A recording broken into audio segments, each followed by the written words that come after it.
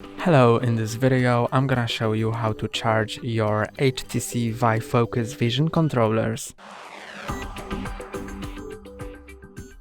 These controllers are being charged with USB-C port, and you can use, to charge them you can use either any USB-C cable you have or the one that's included in the box. And the one that's included in the box actually splits into two. You can see this one goes in, this port goes into the charging brick, and it splits into two, so you can charge both controllers at once. So let's plug in these ends into the controllers and this end into the charging brick.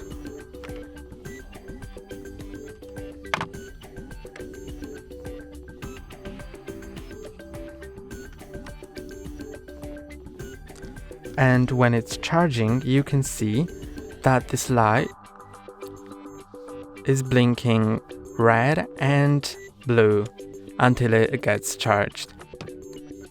That's all for today. Don't forget to like and subscribe. See you next time.